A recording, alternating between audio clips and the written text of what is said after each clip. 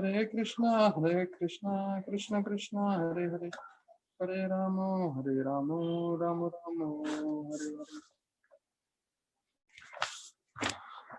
सभी भक्तों का स्वागत है आज के भागवत कथा में।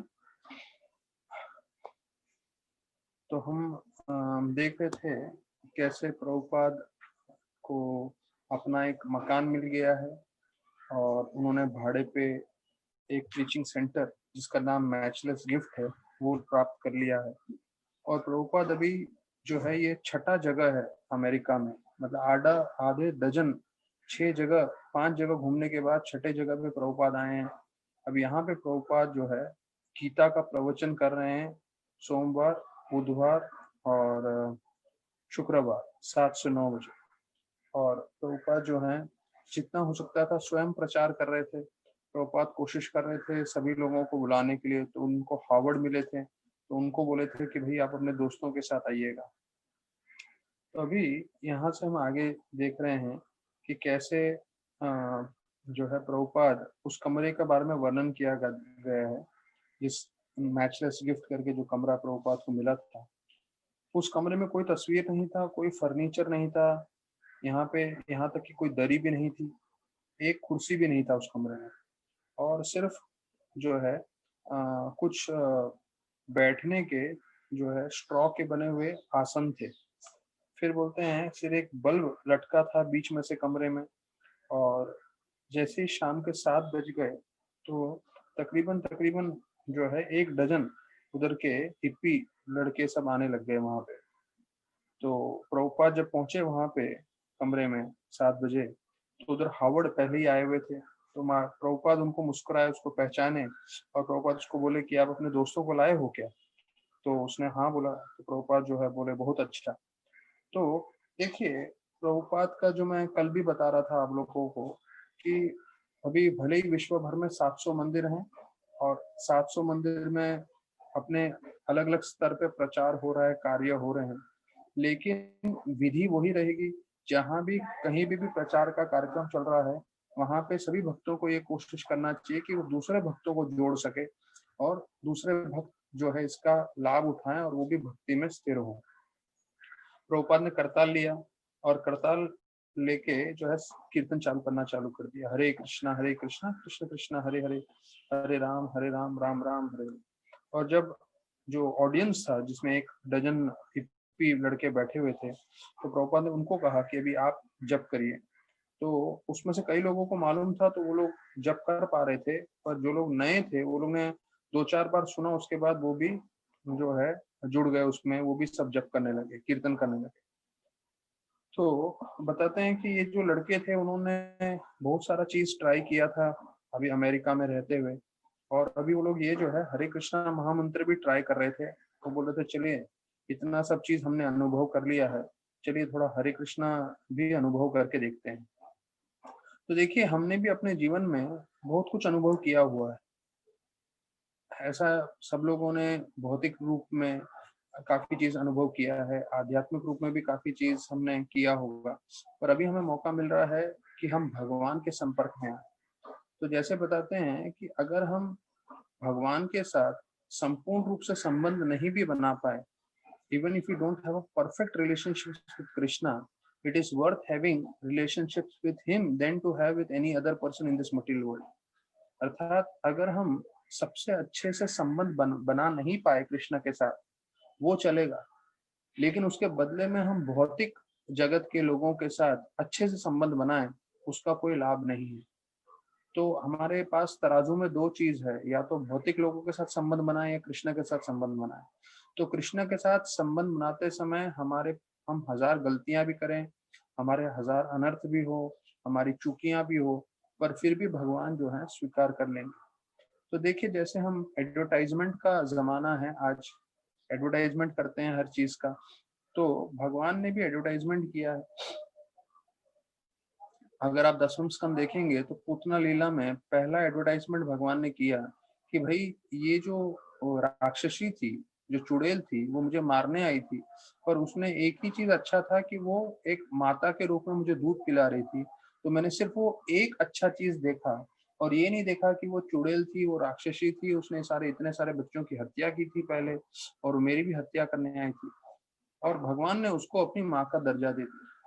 तो भगवान खुद बता रहे हैं अपने खुद के लीला से, जो पहला लीला उन्होंने किया उससे स्पष्ट बता रहे हैं कि अगर कोई मेरे साथ जुड़ेगा, उसमें हजार अवगुण होंगे, कोई बात नहीं, मैं एक भौतिकवादी व्यक्ति नहीं हूँ, मैं स्वयं भगवान हूँ, और मैं दोष दर्शन नहीं करता। हजारों दोष होने के बावजूद भी किसी भक्त में वो सारे हजार दोष हटा देंगे, और ये देखेंगे कि ये मेरा भक्त है, और उसको पूरी कृपा देंगे, उसको भगवत धाम लेके जाएंगे। तो देखिए, हम ऐसे भगवान के साथ जुड़ रहे हैं, ऐसे भगवान की भक्ति कर रहे हैं जो पूरे कृपा के बने हुए हैं, और वो पूरी तरह से कृपा देने के लिए हमें तत्पर है। तो अभी यहाँ पे बता रहे हैं, प्रभुपाद जो है हरे कृष्ण कीर्तन कर रहे थे, तो ये लोग सब बोले चलो अभी हरे कृष्ण भी हम ट्राई करके देखते हैं अपने जीवन में। ये सब जो हिप्पी लड़के थे, और उन्होंने पहले बहुत सारी चीजें ट्राई की थी और उसका उनको असर आया था। हाँ, और यहाँ पे जो है अभी वो हरे कृष्णा ट्राई करने की कोशिश कर रहे थे। उनको मालूम था कि इसका कोई नुकसान तो है नहीं, और इसका जो असर होने वाला है वो काफी असर लंबा चलेगा, आध्यात्मिक है। जैसे प्रभुपाद बोलते थे कि आप लोग शराब पीते हो, आप लोग चरस गांजा लेते हो, लेकिन उसका जो है जब आप पीते हो तो उससे आपको जो है कुछ तो ऐसा असर होता है जिससे आपको लगता है कि हाँ, मेरी चेतना या मेरा मन जो है काफी उठ रहा है। लेकिन जैसे ही शराब का असर खत्म हो जाता है, जैसे ही चरस गांजा का असर खत्म हो जाता है, तो वापस से आपका मन बैठ जाता है। तो प्रभुपाद बोले कि अगर आप भक्ति में आते हो और हरे कृष्णा जप करते हो, तो प्रभुपाद इंग्लिश में बोलते हैं स्टे हाई फॉर एवर, मतलब आपका मन, आपकी चेतना हमेशा ऊंची उठी रहेगी। तो देखिए, हम लोग भौतिक जगत में जी रहे हैं, और भौतिक जगत में हमें बहुत सारे मुश्किलों का सामना करना पड़ेगा, क्योंकि सृष्टि बनाई ही ऐसी है। तो जब हम मुश्किलों का सामना कर रहे हैं, दो तरीके हैं मुश्किलों का सामना करना। एक, जब वो सामने आता है तो उसके साथ हम लोग जो है जूझें, और दूसरा होता है हम अपनी चेतना को इतनी ऊंची ले जाएं कि वो मुश्किलें हमें ज्यादा तकलीफ ना दें। जैसे अगर आप हवाई जहाज में जाएंगे, एरोप्लेन में, एरोप्लेन का स्टैटिस्टिक्स बताता है पूरे भारत में सिर्फ 1% लोग एरोप्लेन में गए हैं। मतलब हर 100 व्यक्ति में सिर्फ एक व्यक्ति एरोप्लेन में गया है। बाकी 99% भारत में जितने भी भारत के निवासी हैं वो प्लेन में नहीं गए हैं। तो बोलते हैं जो प्लेन में जाते हैं तो यही बड़ी बड़ी इमारतें और बड़े बड़े जो जो रेलवे ट्रैक्स हैं, और जितना भी बड़ी बड़ी चीजें आप देख रहे हो यहाँ पे, जब विमान में चले जाते हैं तो उसकी खिड़की से देखते हैं तो एकदम छोटे छोटे, एकदम चींटी के समान वो सब दिखने लगते हैं। तो फर्क क्या है कि हम उठ गए हैं, हम ऊपर आ गए हैं। तो उसी प्रकार से अगर हमारी चेतना जो है ऊंचे स्तर पर आ जाए, तो उससे हम भौतिक जगत में जितना भी उतराव चढ़ाव हो रहा है तो उसको सिर्फ देखेंगे, पर उससे ज्यादा विचलित नहीं होंगे। तो प्रभुपाद जो है पूरे भावपूर्वक जप कर रहे थे। अभी यहाँ पे मैंने प्रभुपाद का टॉम्स्किन स्क्वायर पार्क का वीडियो देखा था। तो प्रभुपाद जो है आंख बंद करके जितना तीव्रता से कीर्तन कर रहे थे, तो उससे मुझे थोड़ा अनुभव हो रहा था, क्योंकि प्रभुपाद पूरी तरह से संघर्ष कर रहे थे। इस्कॉन की स्थापना हुई नहीं थी, पर पूरा विश्व भर में उनको स्थापना करना था। वो अकेले संघर्ष करते हुए आए थे इतने सालों से, और अभी उनको जो है बहुत दृढ़ता पूर्वक प्रार्थना कर रहे थे। तो देखिए, जब हम बहुत प्रार्थना करते हैं दिल लगा के, तो हमें कुछ प्राप्त होगा। जैसे राधानाथ महाराज बता रहे थे जीसस क्राइस्ट का टीचिंग में, seek and you shall find, अर्थात आप मांगेंगे तो आपको मिलेगा। तो अगर हम दृढ़ता पूर्वक बहुत जो है दिल लगा के प्रार्थना करेंगे भगवान से, तो अवश्य हमें प्राप्त हो सकता है। हमें बस मांगना है, हमें प्रार्थना करना है। तो प्रभुपाद जो है पूरे ध्यान लगा के कीर्तन कर रहे थे, और पहली बार था कि उनका कीर्तन जो है न्यूयॉर्क के इस तरफ के भाग में हो रहा था, और उसमें सब लोग जितने भी हैं वो लोग आकर्षित हो रहे थे। अभी पहला कीर्तन हो रहा है, 7 बजे का समय है, लेकिन उसी वक्त जो अड़ोस पड़ोसी थे उनको थोड़ा डिस्टर्बेंस होने लग गया है। बोले ये क्या हो रहा है, यहाँ पे आवाज क्यों आ रहा है। तो देखिए, जब पहला कीर्तन हो रहा है, पहले हमारे विश्व के जो पहला सेंटर है न्यूयॉर्क का, उसमें भी नेबर्स का प्रॉब्लम हुआ, तो यहाँ पे वर्णन किया है। तो वैसे ही आप ध्यान रखिए, जब भी आप प्रचार करने की कोशिश करेंगे, कोई ना कोई रहेगा जिसको इससे आपत्ति होने ही वाली है। और यहाँ तक कि हमारा राधा गोपीनाथ मंदिर में जो है जब मंदिर उधर 88 से स्टार्ट किया और फिर 93, 94, 95 जब टीचिंग थोड़ा बढ़ने लगा, तो इतने सारे नेबर्स ने कंप्लेन किया कि आवाज करते हैं, और यहाँ तक कि कोर्ट केस भी किया। तो एक नहीं, कई कोर्ट केस चल रहे थे राधा गोपीनाथ मंदिर में। और उसमें एक बार तो वो लोग वीडियो शूटिंग करने आ गए, और अपने डिवोटीज को मालूम नहीं कि ये वीडियो शूटिंग किसके लिए कर रहे हैं। उनको लग रहा था कि अरे कोई भक्तगण है जो वीडियो शूटिंग करना चाहते हैं, तो वो लोग और मृदंग लेकर आए, बड़े बड़े बॉन्कर लेकर आए और जोरदार कीर्तन करने लगे, ये सोच के कि हमारा वीडियो रिकॉर्डिंग हो रहा है। उनको ये नहीं मालूम था कि भैया ये वीडियो रिकॉर्डिंग करके कोर्ट में दिखाने वाले। तो ऐसे फिर उधर 4:30 बजे से फिर हमने नियम बना दिया कि 5 बजे मंगल आरती होगा, और फिर तब से 5 बजे ही मंगल आरती हो रहा है अभी भी। तो हमेशा नेबर्स का प्रॉब्लम रहेगा ही रहेगा। तो मतलब इसका सार ये है कि हमेशा कोई ना कोई रहेंगे जो आपको भक्ति करने से रोकेंगे, या आपका जब आप जब भक्ति कर रहे हो तो उससे उनको परेशानी होने वाली है। तो मान के चलिए, भले वो नेबर हो, भले कोई रिश्तेदार हो, भले कोई परिवार वाले हो, भले कोई मित्र हो हमारे, तो ये प्रॉब्लम्स रहने ही वाले हैं, ये भक्त को मान के चलना है। तो यहाँ वर्णन कर रहे हैं कि वो ये गाना जो चल रहा था, कीर्तन जो चल रहा था, वो रॉक नहीं है, वो जैज नहीं है। ये रॉक और जैज मतलब उधर का म्यूजिक था उस समय का। बोले ये तो स्वामी है और वो पूरी तरह से कीर्तन में लगे हुए हैं। और जो जोड़ी थी उस कमरे में वो बहुत अलग थी, क्योंकि एक तो बूढ़े व्यक्ति हैं 70 साल के प्रभुपाद, और दूसरे ये 25-30 साल के सब अमेरिकन हिप्पी। तो ये जोड़ी थी उनकी जिसमें वो लोग कीर्तन कर रहे थे। तो प्रभुपाद का अभी भी बताया जाता है, तिलक लगाए हुए थे, सैफरन सन्यासी का कपड़ा था, सर मुंडवाया हुआ था। तो अभी दूसरा देखिए कि प्रभुपाद ऐसा नहीं था कि अभी अकेले हैं यहाँ पे और ज्यादा इन लोगों को तो कुछ मालूम नहीं है, तो मैं थोड़ा बाल उगा के रखता हूँ, नहीं। क्योंकि सन्यासी जो है गौड़ीय मठ से संप्रदाय में था, और भक्तिसिद्धांत ठाकुर भी शेवन हेडेड रखते थे। तो प्रभुपाद अमेरिका में नए नए हिप्पियों के सामने भी पूरा शेव करके जाते थे और कार्यक्रम करते थे। तो फिर उन्होंने जो है पूरी भक्ति से कीर्तन किया, और जितने भी लोग जा रहे थे वो लोग भी आकर्षित हो रहे थे। तो आकर्षित होने के कारण प्रभुपाद ने फिर उनको बोला कि आप दरवाजा खुला रखिए। तो फिर सब लोग जो है हाथ से तालियां बजाने लगे, और तालियां बजाते बजाते जोरदार कीर्तन हुआ। तो प्रभुपाद सिर्फ एक 5 मिनट का कीर्तन करके नहीं छोड़ रहे थे, प्रभुपाद उनको सब सिखाना चाहते थे, पूरा भक्ति देना चाहते थे। तो हावर्ड और किट जो है, उन्होंने कलकत्ता में कीर्तन देखा था, पर उन्होंने ये नहीं सोचा था कि ये जो है यहाँ पे एक स्वामी आएंगे और उनके साथ हम लोग जो है पूरी भावपूर्वक कीर्तन कर पाएंगे। करने के पश्चात प्रभुपाद प्रवचन प्रारंभ किए, और प्रभुपाद पहले लेक्चर में ही जो है गीता के 4 अध्याय के ऊपर प्रवचन देना चालू किए, जो कृष्ण भगवान अर्जुन को बताते हैं। तो प्रभुपाद जो है सरल चीज लोगों को बताना चाहते थे, क्योंकि नए नए लोग थे। पर कई लोग ने जैसे ही देखा कि भाई प्रभुपाद प्रवचन कर रहे हैं, कई लोग उठ के चले गए, और बोलते हैं जय, तब कई लोग उठ के चले गए। तो प्रभुपाद के साथ उस समय भी ऐसा अनुभव होता था लोगों का कि सब लोग प्रवचन में नहीं बैठते थे, जिन्होंने गीता के बारे में सुना था और जिनको अपने जीवन में गुरु चाहिए थे, वो लोग बैठे रहे, सुन रहे थे प्रभुपाद का। अभी जब प्रवचन कर रहे हैं, अभी देखिए पहला कीर्तन उसमें नेबर्स का प्रॉब्लम, ये पहला प्रवचन उसमें प्रॉब्लम सुनिए। बच्चों की उस समय छुट्टी चल रही थी वहां पे, तो बोलते हैं बच्चे जो है वहां पे चिल्लम चिल्ली कर रहे थे बाहर, यहाँ तक कि कुत्ते भौंक रहे थे, वहां पे गाड़ियों का आना जाने का आवाज चल रहा था, लड़कियां चिल्ला रही थी। और इन सब के बीच में जो है प्रभुपाद जो है संस्कृत के श्लोकों के साथ बोल रहे थे।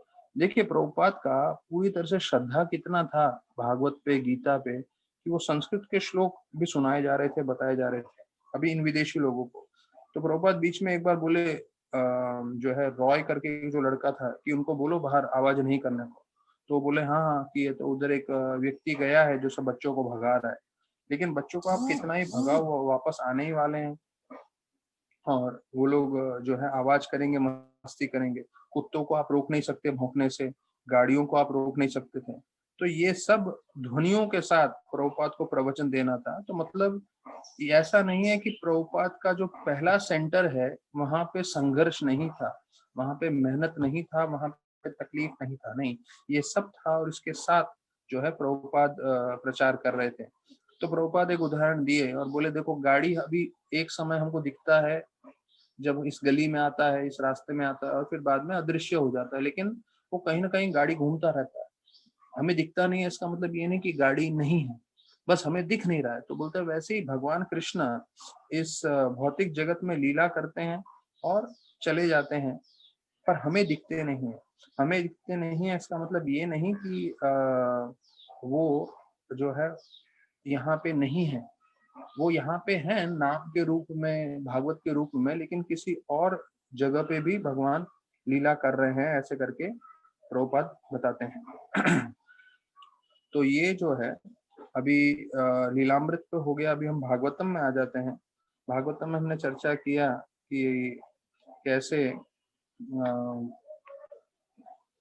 हमने 13वां अध्याय समाप्त किया, और 13वें अध्याय में हमने सुना कि कैसे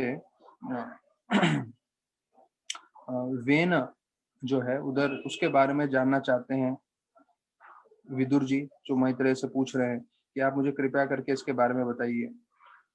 तो 14 अध्याय आ रहा है वेन महाराज का जीवन चरित्र।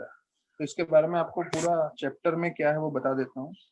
पहले 6 श्लोकों में वेन कैसे सभी लोगों को तकलीफ देते हैं उसका वर्णन आता है।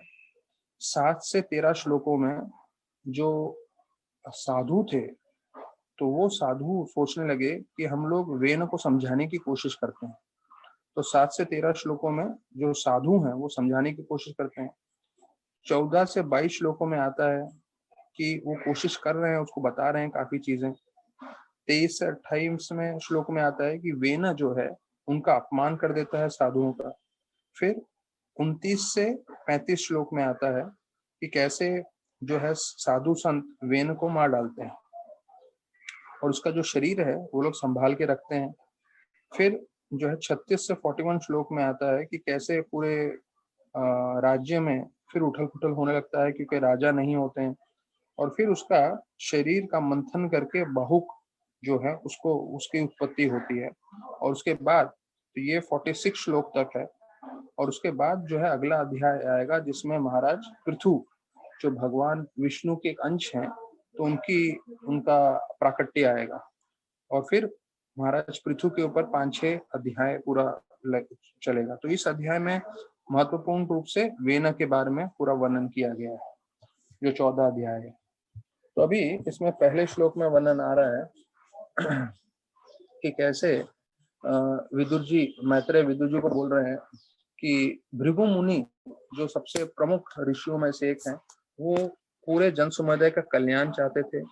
तो इसलिए जब उन्होंने देखा कि महाराज अंग नहीं है, तो पूरे राज को संभालने के लिए राजा अति आवश्यक है। तो इसलिए उन्होंने सोचा कि हमें कुछ ना कुछ तो करना पड़ेगा, और उनके मन में आया था वेन को राजा बनाना।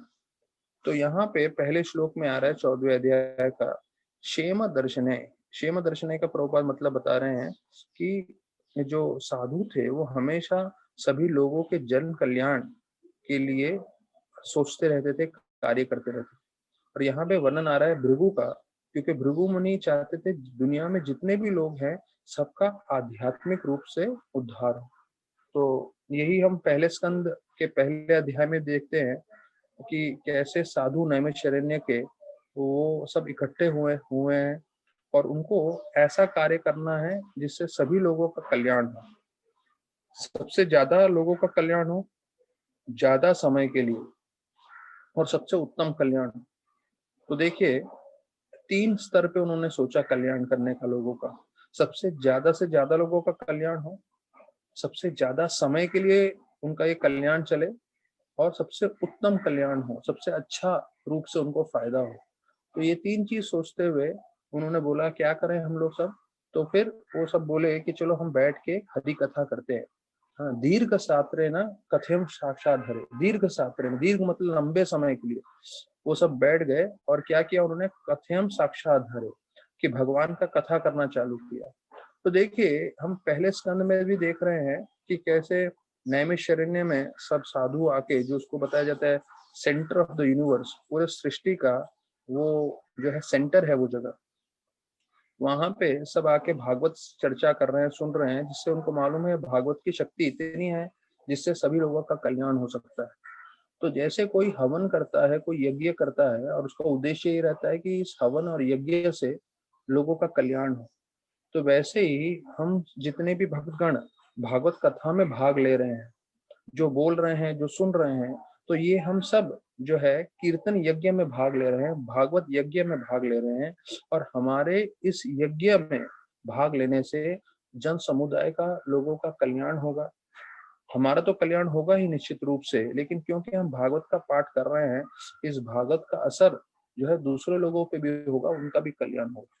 जैसे बोलते हैं चैतन्य चरितामृत में, कीर्तन ध्वनि महा मंगल उठिला, चतुर्दश लोक भरी ब्रह्मांड भेदिला। कि जब भी हम कीर्तन कर रहे हैं, भले भगवान का नाम का कीर्तन कर रहे हैं, भगवान की कथा की कीर्तन कर रहे हैं हम लोग, जब भी हम ये करेंगे तो उससे महामंगल होगा। और चतुर्दश, चतुर मतलब चार, दश मतलब 10, तो 10 और 4 14 लोकों में इसका असर होने वाला है। तो हमें लग रहा होगा कि हम जूम चैनल में बैठे हैं और जूम चैनल में थोड़े भक्तगण मिलके कथा कर रहे हैं और सुन रहे हैं, पर हमें जानना चाहिए कि भागवतम इतना शक्तिशाली है, हरि कथा, हरि कीर्तन इतनी शक्तिशाली है कि उसका असर 14 लोकों तक जाता है। हमें भले इसकी अनुभूति ना हो, लेकिन हमें शास्त्रों पे पूरा विश्वास करके कम से कम हमें इस जो शक्तिशाली कार्य है उसके साथ जुड़े रहना चाहिए और प्रार्थना करना चाहिए कि हम रोज इसको कर सके। तो राधानाथ महाराज बताते हैं कि सब चीज डिपेंड होता है कि हम किसको महत्वपूर्णता देते हैं। इंग्लिश में महत्वपूर्णता को प्रायोरिटी बोलते हैं।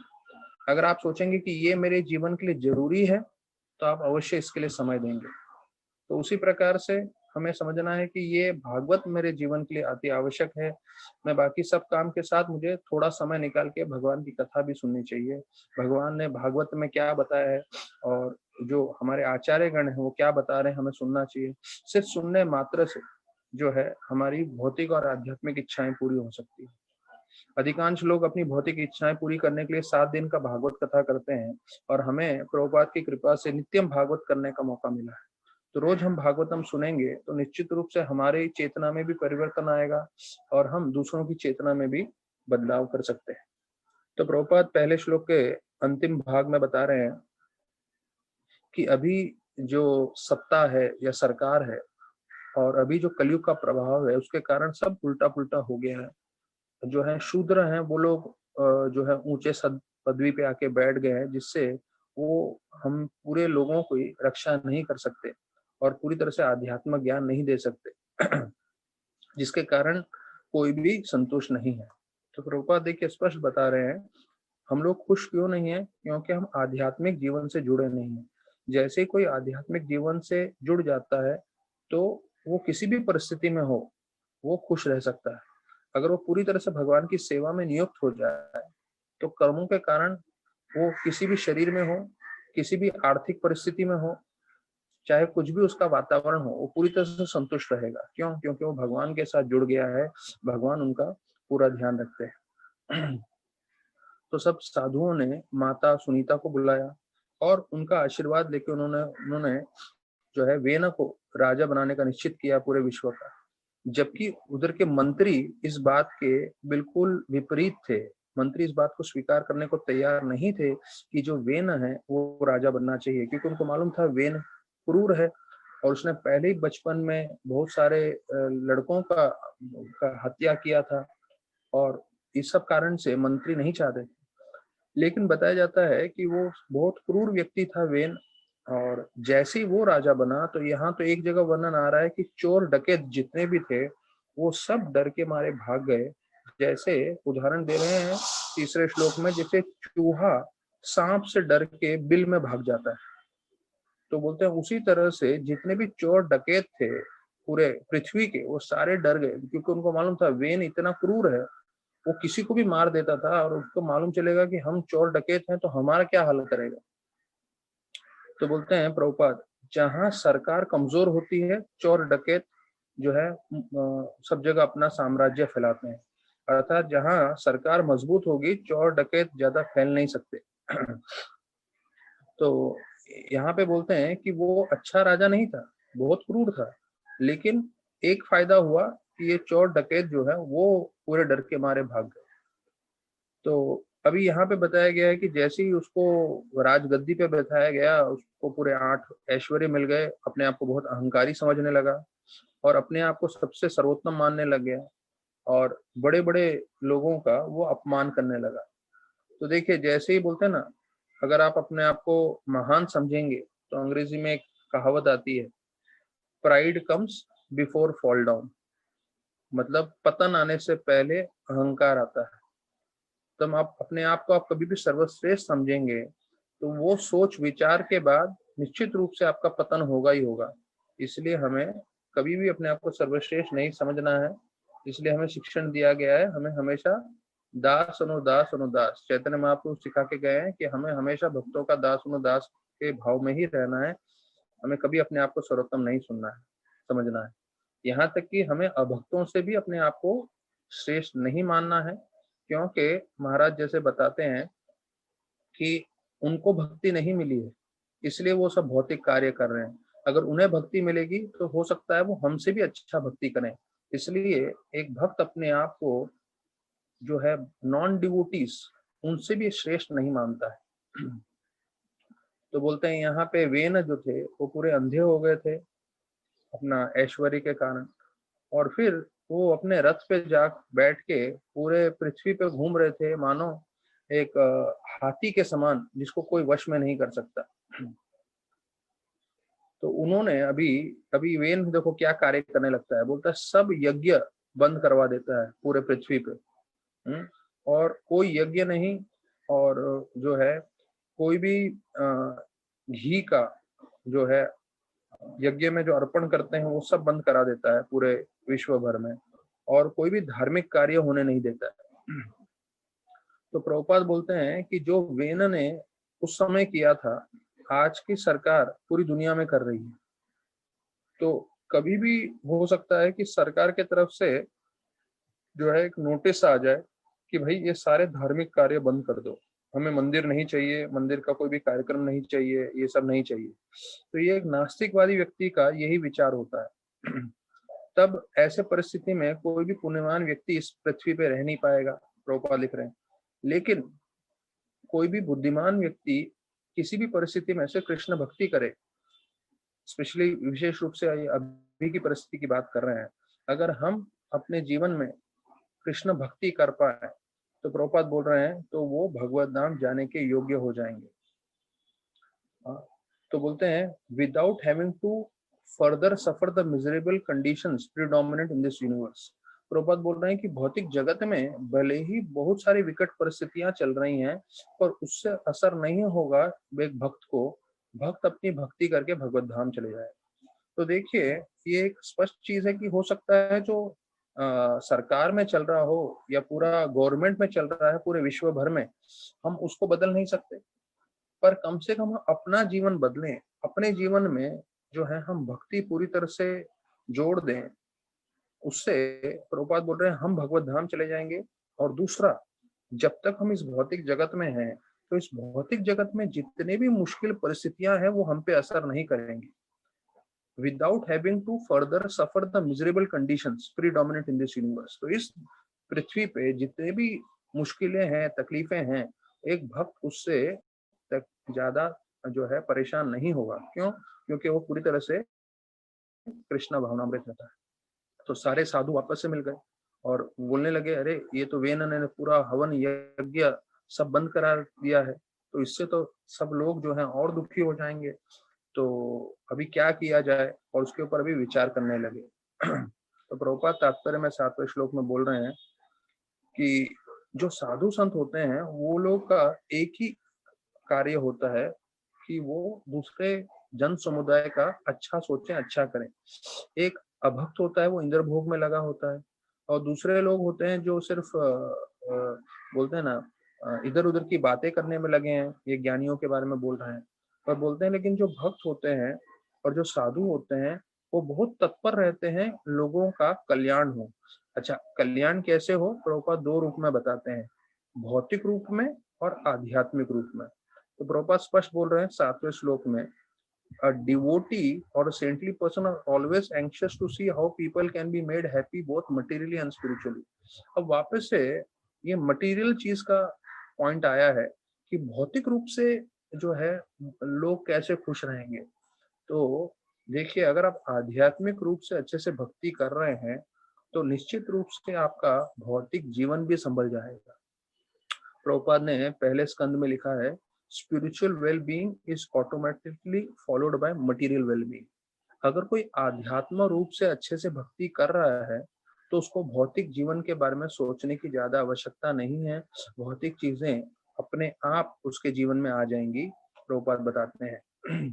जैसे प्रभुपाद ने अपने भक्तों को बोला था कि आप अच्छे से हरिनाम करिए, आप भागवत का प्रचार करिए, और अगर आप ये दोनों चीज कर रहे हैं और निश्चित रूप से नियम पालन करना, 16 माला जप करना, वो सब कर रहे हैं, तो अगर आपको प्रचार के लिए जो भी चीज चाहिए कृष्ण भगवान अपने आप भेजेंगे। आपको उसके लिए अलग से मेहनत करने की जरूरत नहीं है, कृष्ण भगवान आपको पूरी मदद करेंगे। तो अभी 8वें श्लोक में आया है, लोकस्य व्यसनाम महत दारुण्य उभितो दीप्ते। तो ये बोलते हैं दारुण्य उभियो दीप्ते का मतलब है, समझ लीजिए एक चींटी है, एक बंबू की लकड़ी पे चींटी बीच में है और दोनों तरफ से आग लग गई। तो दोनों तरफ से आग लग गई है तो वो चींटी बच के जाएगा कहाँ।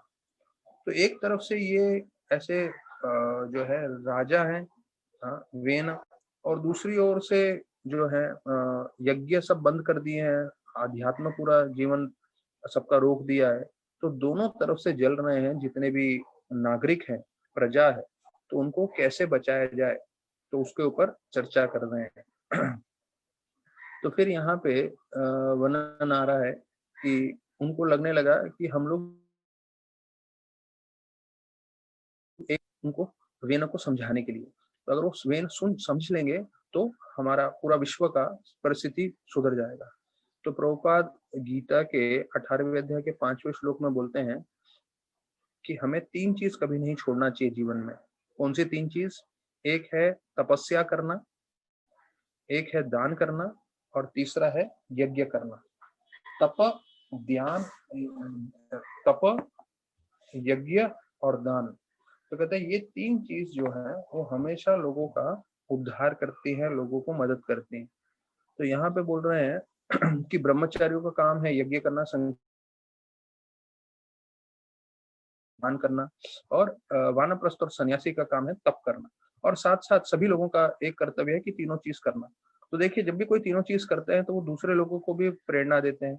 जैसे कई भक्त होते हैं जो बिल्कुल सुबह जुड़ जाते हैं हमारे साथ जपा के लिए, तो शायद उनको मालूम ना हो पर सिर्फ उनके आने से जो है दूसरे भक्तों को प्रेरणा मिल रही है। तो कई लोग होते हैं जो काफी तपस्या कर लेते हैं, जो 5 बजे पहुंच जाते हैं, फिर 5:30 6 ऐसे करके पहुंचते हैं, कई 7 बजे पहुंचते हैं, 8 बजे पहुंचते हैं। लेकिन एक चीज समझना है कि जो जो भक्त आ रहे हैं जपा के लिए, तो वो लोग प्रेरणा दे रहे हैं। यहाँ तक कि जो लोग भागवतम में जुड़ रहे हैं वो लोग प्रेरणा दे रहे हैं, क्योंकि आपके जुड़ने से दूसरे लोगों को भी लग रहा है कि अरे इतने सारे भक्तगण भागवतम सुन रहे हैं। तो जो भी आप कार्य कर रहे हैं आध्यात्मिक जीवन में, वो दूसरे लोगों को प्रेरणा दे रहा है, ये ध्यान रखिए।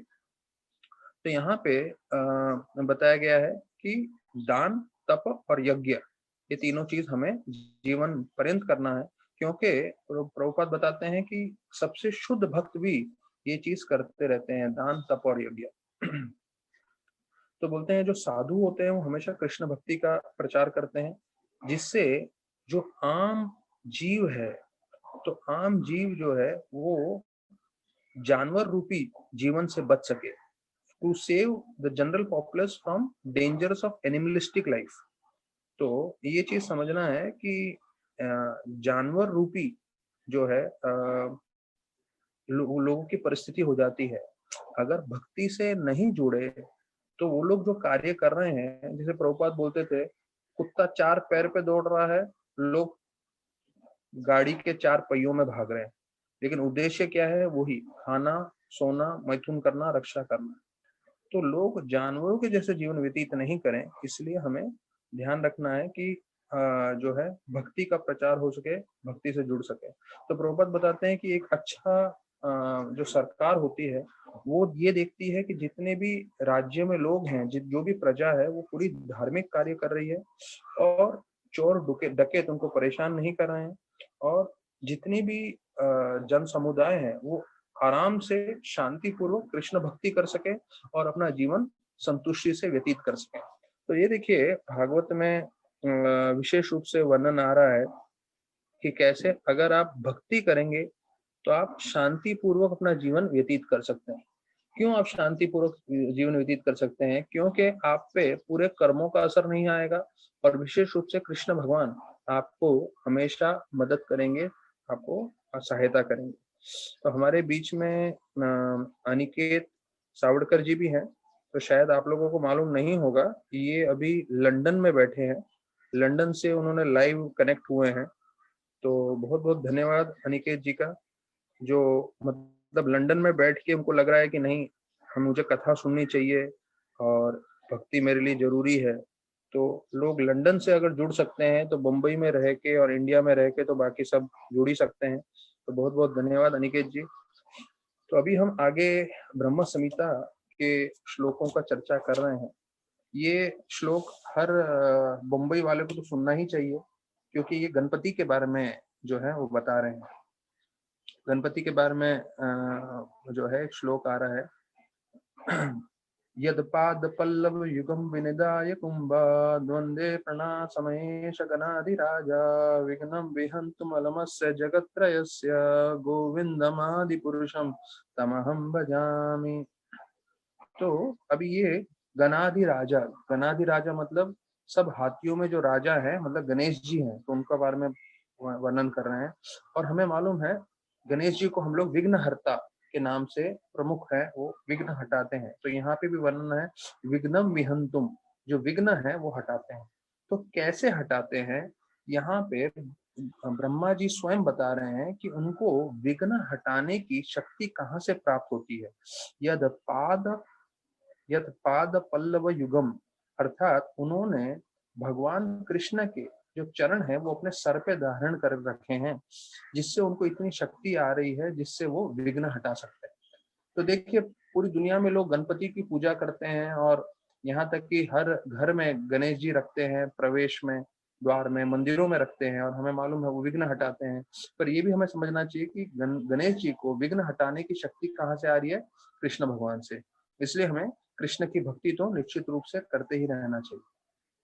ये 23वां श्लोक था। अभी 24वें श्लोक में आते हैं हम। अग्निर्महि कंगनम अम्बु मरुद्दश्च कालस्तथात्म मनसीति जगत्त्रयानि यस्मात् भवन्ति विभन्ति विशन्ति यं च गोविंदमादि पुरुषं तमहं भजामि। तो बोलते हैं ये तीन लोक में जो है 9 चीजों से बना है। ये तीनों लोक यहाँ ब्रह्मा जी वर्णन कर रहे हैं। कौन से 9 चीजें हैं? एक है अग्नि, एक है धरती, एक है आकाश, जल, हवा, सभी दिशाएं, समय, आत्मा और मन। तो बोलते हैं ये जो 9 चीजें हैं ये सब वास्तविक रूप में कृष्ण भगवान से आए हैं और उनके शक्ति से ये सब का प्राकट्य हुआ है और ये दुनिया चल रही है। तो ये हम 25वें श्लोक, अभी हमने 24वां श्लोक चर्चा किया है, और जो है 5 श्लोक हैं, उस 5 श्लोक में फिर ब्रह्म संहिता जो है हम लोग कम से कम जो है हम लोग ने श्लोक सुन लिए, तो ब्रह्म संहिता का वहां पे अंत होगा और उसके बाद हम दूसरे चीजों को भी चर्चा करेंगे साथ साथ।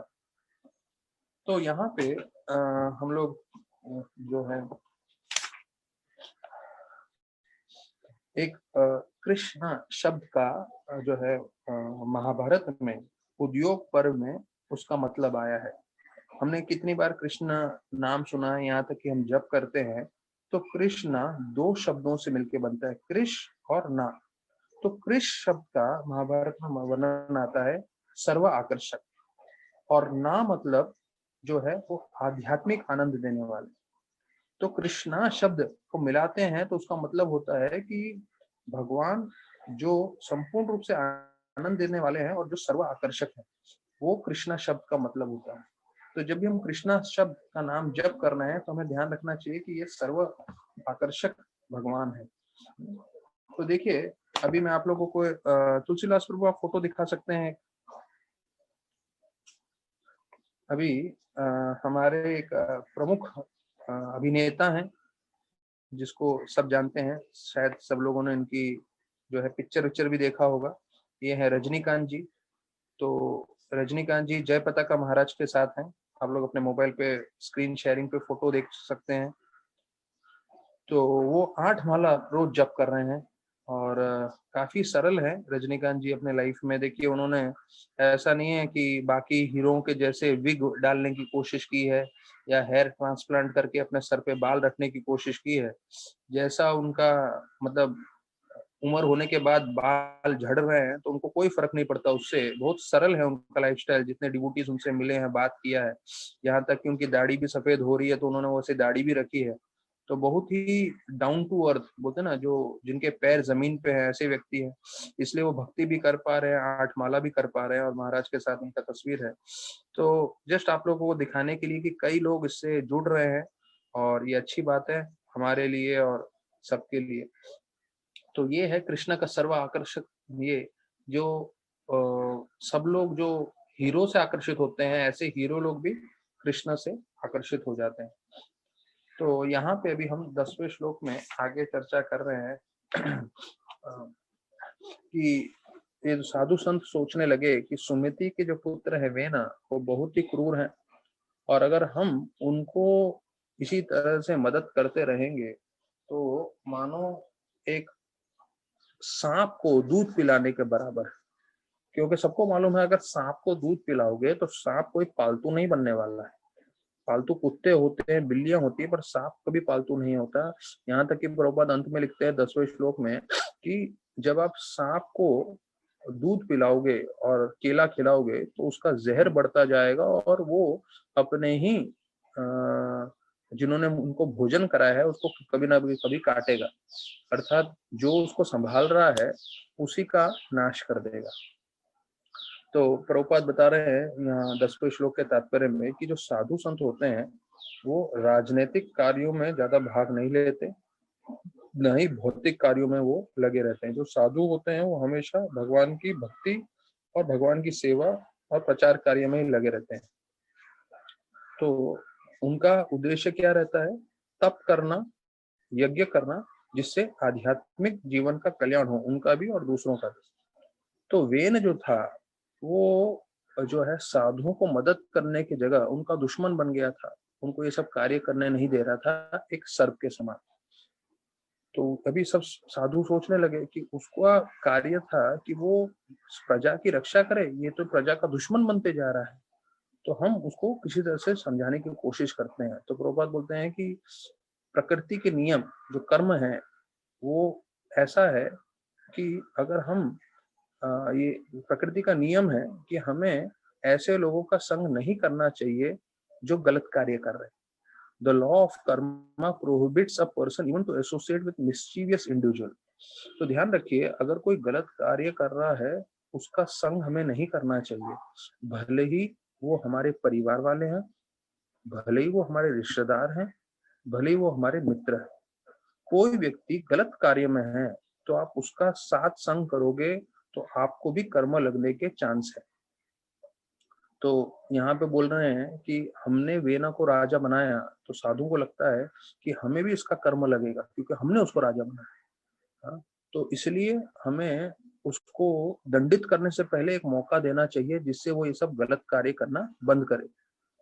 तो ऐसा सोचते हुए वो सब जो है बोलते हैं, हम लोग मिलके एक बार उसको समझाने की कोशिश करते हैं। अगर वो नहीं समझेगा तो फिर हम उसको जला के राख कर देंगे। तो देखिए, इतनी शक्ति थी उनके साधुओं में कि उनको सीधा बोल रहे हैं कि अगर वो नहीं सुनेगा तो हम उसको जला के राख कर देंगे। तो प्रभात फिर वही चीज बोल रहे हैं कि साधु जो होते हैं वो राजनीतिक चीजों में रुचि नहीं रहते, लेकिन उनका एक उद्देश्य रहता है जन समुदाय का कल्याण कैसे हो। तो वो बोल रहे हैं कि उस समय साधुओं में इतनी शक्ति थी कि अपने साधुत्व की शक्ति से वो जो है किसी को भी जला के राख कर सकते थे। तो प्रभुपाद बोल रहे कलयुग में ऐसे किसी साधु के पास शक्ति नहीं है और किसी को ऐसा ढोंग भी नहीं करना चाहिए। तो प्रभुपाद बता रहे हैं कि कलयुग में चैतन्य महाप्रभु ने सरल चीज बताया है, सिर्फ हरे कृष्णा महामंत्र जप करें, तो उससे the general populace can derive all benefits without political implications. देखिए, हम लोग कोई राजनीतिक राजनीतिक चीजों में भाग नहीं ले सकते, ना ही हमें लेना है। प्रभुपाद बताएं कि एक साधु का कार्य नहीं है, भक्तों का कार्य नहीं है इन सब चीजों में पढ़ना। लेकिन प्रभुपाद बताते हैं कि अगर हम हरे कृष्णा महामंत्र जप करेंगे तो इन सब चीजों से हम जो है बचे रहेंगे, और हमें बिना राजनीतिक चीजों में पड़े हुए हमें पूरी तरह से कृपा प्राप्त होगा, फायदा प्राप्त होगा। तो यहाँ पे वर्णन कर रहे हैं कि सब लोग जो हैं वो वेनक के पास गए, उन्होंने अपना क्रोध किसी तरह उससे वश में किया और जो है मधुर शब्दों में उनको समझाने लगे।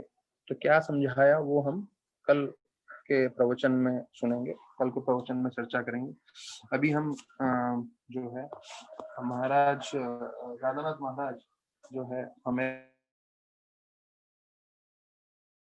अमेरिका से वृंदावन पहुंच चुके हैं, और वृंदावन में हमने देखा कि कैसे वो बीमार हो गए थे पूरी तरह से, और उनको टाइफाइड हो गया था। और टाइफाइड होने के बाद जो है जब उनको डिस्चार्ज दिया गवर्नमेंट हॉस्पिटल से, तो 1 महीना तक उनको बोला था कि कहीं जाना नहीं है, एक ही जगह रहना है और सरल खाना खाना है। तो असीम कृष्णा ने और कृष्णदास बाबा जी महाराज ने उनको अपने आश्रम में लेके गए। तो महाराज को बहुत अच्छा लगने लगा। तो पहला दिन उन्होंने आराम किया, और फिर असीम कृष्ण ने उनको बोला, तुम्हें मेरे गुरु से मिलना है?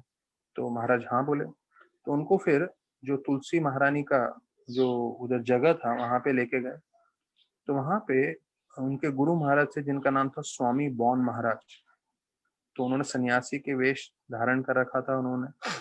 और अभी ये जो है बॉन महाराज राधानाथ महाराज को, मतलब रिचर्ड को बोलने लगते हैं, आप ये मत सोचिए कि आप जो है गलती से वृंदावन आ गए। It is not a accident that you have come to Vrindavan. तो देखिए, प्रभुपाद भी यही बताते थे कि आप टिकट लेके जो है वृंदावन नहीं जा सकते। प्रभुपाद या भक्तिसिद्धांत ठाकुर जो है ये बोलते थे, आप टिकट लेके वृंदावन, मायापुर, जगन्नाथपुरी नहीं जा सकते। जब भगवान आपको बुलाएं इस जगह पे, जैसे मायापुर के लिए बोलते हैं महाप्रभु बुलाते हैं, जैसे वृंदावन के लिए बोलते हैं राधा रानी बुलाती हैं, और जगन्नाथपुरी के लिए बोलते हैं जगन्नाथ जी बुलाते हैं। जब ये सब बुलाएंगे तभी हम जा पाएंगे। जैसे इस बार हो सकता है कम से कम 5-6 हजार लोगों ने सोचा होगा कि हम मायापुर जाएंगे, मायापुर जाएंगे, पर महाप्रभु की इच्छा कुछ और थी, तो हम लोग जा नहीं पाए कार्तिक यात्रा में। और अभी भविष्य में भी थोड़ा समय देखना पड़ेगा, क्योंकि ये ऐसा कोरोना वायरस फैला हुआ है, तो शायद यात्रा होगा, जा पाएंगे नहीं जा पाएंगे। तो यहाँ पे बॉन महाराज राधानाथ स्वामी को बता रहे हैं कि ये मत सोचिए कि आप इत्तेफाक से यहाँ पहुंच चुके हैं। और फिर उन्होंने बोला कि आपको वृंदावन के बारे में मालूम है? तो उन्होंने, महाराज ने बताया नहीं।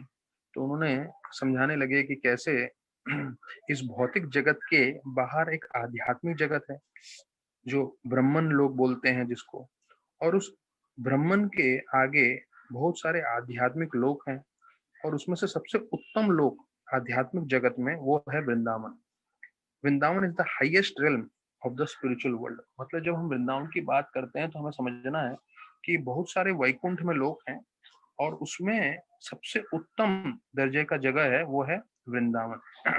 और 5,000 साल पहले भगवान यहाँ पर आए थे, और अपने साथ ये वृंदावन धाम आध्यात्मिक जगत से लेकर आए। और फिर बोलते हैं जो शुद्ध भक्त हैं वो लोग आज भी कृष्ण भगवान को यहाँ लीला करते हुए देख सकते हैं। देखिए, ये बहुत एक ऊंचा सब्जेक्ट मैटर है, ये ऊंचा विषय है चर्चा करने का, पर हमें जानना चाहिए। जैसे कोई हो सकता है किंडरगार्टन में बच्चे को समझ में नहीं आए कि पीएचडी क्या होता है, जो खुद एबीसीडी सीख रहा है उसको पीएचडी क्या होता है क्या समझ में आएगा? या क्वांटम मैकेनिक्स के बारे में समझाएंगे तो उसको कुछ समझ में आने वाला नहीं है। तो वैसे ही हमारा स्तर ये है कि हम लोग सब जो है एबीसीडी सीख रहे हैं, और क्वांटम मैकेनिक्स या पीएचडी का स्तर का बहुत ऊंचा सब्जेक्ट है, लेकिन हमें जानना चाहिए कि ऐसा स्तर भी होता है। तो वैसे ही कई ऐसे शुद्ध भक्त हैं जो आज भी कृष्ण भगवान की लीला देख रहे हैं वृंदावन में। हम उस स्तर पे नहीं है, हमारा शायद जीवन चला जाएगा उस स्तर तक पहुंचने के लिए, लेकिन कोई शुद्ध भक्ति करता है तो वो उस स्तर पे पहुंचता है। तो फिर बोलने लगे कि आप यहाँ पर आए हैं, हमें बहुत अच्छा लगा है। तो वो बोलने लगे, आप हमारे विशेष मेहमान हैं, आपको जितना समय चाहिए तो आप यहाँ पे रहिए। और फिर वो कृष्णदास बाबा जी के बारे में बोलने लगे कि ये जो है एक परमहंस भक्त है। परमहंस मतलब जिन्होंने अपना जीवन सार्थक कर लिया है और वो हमेशा कीर्तन में भाग लेते रहते हैं, दिन या रात। जैसे मैंने बताया, राधानाथ महाराज आगे बताते हैं कि कभी उन्होंने कृष्णदास बाबा जी को सोते हुए नहीं देखा। वो रात को कभी भी उठते थे तो कृष्णदास बाबा जी महाराज को जो है जप करते हुए देखते थे वो। तो रात भर वो जप करते रहते थे। तो जब वो बॉन महाराज कृष्णदास बाबा जी महाराज के मन में जस्ट बता रहे थे तो उनकी आंखों में से आंसू आने लगे। मतलब बोलते हैं कि उनकी जो भक्ति है हम सबको प्रेरणा दे रही है। आप उनसे जो है भक्ति का सार समझ पाओगे। तो देखिए, अभी राधानाथ महाराज रिचर्ड 20 साल के लड़के हैं, लेकिन 20 साल के लड़के होते हुए वो शुद्ध भक्ति की खोज में, भगवान की खोज में जो है अपने अमेरिका से निकले हैं। और अमेरिका से निकलते हुए पूरा विश्व का दौरा करते हुए अपने जान जोखिम में डालते हुए वृंदावन पहुंचे हैं। और यहाँ पे ऐसे शुद्ध भक्तों के संग में है। तो 20 साल की उम्र से जब ऐसे शुद्ध भक्तों का संग मिला तो तब से ही उनको मन में जो है शुद्ध भक्ति उनके मन में बैठा दी थी। इसलिए पूरे जीवन भर शुद्ध भक्ति के अलावा बाकी किसी चीज से वो प्रेरित नहीं हुए। तो बोलते हैं यहाँ पे जो आश्रम में रह रहे हैं वो लोग सब जो है उनके लिए रूल्स हैं। तो लेकिन आपके लिए कोई नियम नहीं है, आप हमारे मेहमान हैं, तो आप जो है आराम से यहाँ पे रहिए। और फिर उन्होंने बोला कि रोज सुबह मैं यहाँ पे रहता हूँ, तो आपको जब भी मेरे से मिलना है आप आके मिल सकते हैं। तो महाराज बताते हैं कि मैं इतना बीमार था और जब बॉन महाराज ने बोला आपको जितना समय यहाँ रहना है रहिए, आप हमारे मेहमान हैं, तो उनके प्रेम से मुझे इतना अच्छा लगा। मुझे ऐसा लगा कि मेरे को जो है दूसरा जीवन मिल गया है। तो बॉन महाराज बताते हैं उन्होंने एक कॉलेज वृंदावन में खोला है और वो ब्राह्मण परिवार से थे। और जब वो 22 साल के थे तब उन्होंने संन्यास ले लिया था। तो 22 साल की उम्र में वो अपने गुरु महाराज से मिले, भक्तिसार ठाकुर से। और तभी उन्होंने भक्ति पूरी तरह से अपने जीवन में स्वीकार कर ली। और एक ही साल में 23 साल की उम्र में जो है वो जो है उन्होंने संन्यास ले लिया था। और फिर 1920 में ठाकुर ने उनको इंग्लैंड और जर्मनी भेजा था प्रचार के लिए। तो देखिए इतना महत्वपूर्ण उनका भी योगदान था जो है 23 साल की उम्र में। अभी हम लोग सब जानते हैं 23 साल के कितना यंग होता है। और उस समय ही उन्होंने जो है पूरी तरह से भक्ति में जुड़ गए थे और संन्यास लेके उन्होंने जीवन भर प्रचार किया। तो आखिरी के 5-10 मिनट हम गीता के श्लोकों पे चर्चा कर लेते हैं। तो 28, 29, 30 इन श्लोकों में वर्णन किया गया है कि कैसे अर्जुन जो है वो बता रहे हैं कि कैसे मेरे पूरे शरीर में कंपन हो रही है, मेरा मुख सूख रहा है, मुखम च परिशुष्यति सिदंती माम गात्रानी। फिर वेपुतश्च शरीर में कि मेरा शरीर पूरा कंपन हो रहा है। फिर मेरे रोम हर्ष से जाए थे, मेरे शरीर पे जो बाल हैं वो सब खड़े हो रहे हैं। रोमन रोम रोम मतलब वो जो शरीर पे बोलते हैं ना रोम है, छोटे छोटे बाल वो खड़े हो रहे हैं। गांडी व शमस्ते हस्ताद, मेरे हाथ से गांडी जो है छूट रहा है। ये हम 28वें श्लोक पहले अध्याय पे चर्चा कर रहे हैं, 28-29 श्लोक में। तो आप चाहे वह परिधीयते, मेरी जो चमड़ी है वो जल रही है और मैं यहाँ पे खड़ा भी नहीं रह पा रहा हूँ। मेरा मन चक्कर आ रहा है और मुझे दुर्भाग्य लग रहा है इस युद्ध में भाग लेने से। तो इतना सब जो है वो वर्णन कर रहे हैं। तो प्रभुपाद बताते हैं कि ये सब इसलिए वर्णन कर रहे हैं क्योंकि वो भक्त हैं। तो ये हमने श्लोक सुना 5वें स्कंद 18वें अध्याय का कि जो भक्त होते हैं उनमें सारे अच्छे गुण आ जाते हैं और जो भक्ति में नहीं है उनमें भले अच्छे गुण हो लेकिन ये अच्छे गुण सिर्फ क्षण भंगुर है, कुछ समय के बाद खत्म हो जाते हैं, उसका कोई ज्यादा मूल्य नहीं रहता। तो प्रभुपाद 29 श्लोक में बता रहे हैं तात्पर्य में कि 2 तरह के शरीर का कंपन होता है। तो एक जब आप आध्यात्मिक आनंद में हो और एक भौतिक रूप से। तो यहाँ पे बता रहे हैं यहाँ पे अर्जुन को जो है भौतिक रूप से भय लग रहा था कि भाई मैं अपने परिवार वालों को सब का अंत करने वाला हूँ, उनको मार डालूंगा, इसलिए उनमें कंपन हो रहा था। वरना कंपन दो तरह के होते हैं, भौतिक और आध्यात्मिक, प्रभुपाद ने बताया। तो प्रभुपाद बोलते हैं अगर हम तात्पर्य में बोल रहे हैं, excessive attachment for material things puts a man in a bewildering condition of existence। आप जितना आसक्ति बनाए रखोगे भौतिक चीजों से, तो आप उतना ही भ्रमित रहोगे।